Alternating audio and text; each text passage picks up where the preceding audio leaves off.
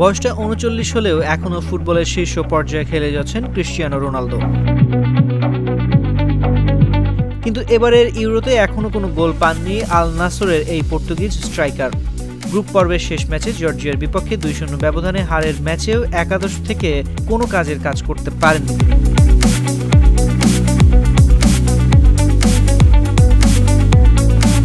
ম্যাচের ৬৮ মিনিটের দিকেই তাকে বদলি করে অন্য খেলোয়াড় নামান কোচ।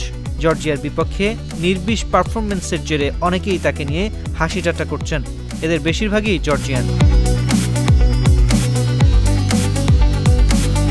এবার পর্তুগালের রোনালদোকে নিয়ে কৌতুক করলেন জর্জিয়ার টেনিস তারকা নিকোলজ বাসিলাশভিলি। সাবেক ১৬ নম্বর র্যাঙ্কিংধারী এজিপি এই তারকা সামাজিক যোগাযোগ মাধ্যম ইনস্টাগ্রামে পোস্ট করে তিনি লেখেন, কেউ কি বলতে পারবেন কেন রোনালদো প্রত্যেকবার গোল মিস করে কান্না করে? রোনালদোর ২-০ ব্যবধানে হারিয়ে প্রথমবারের মতো ইউরো চ্যাম্পিয়নশিপ খেলতে এসেই নকআউট রাউন্ডে সুযোগ করে নেয় জর্জিয়া। আগামী ১ জুলাই শেষ ১৬তে স্পেনের বিপক্ষে মাঠে নামবে তারা।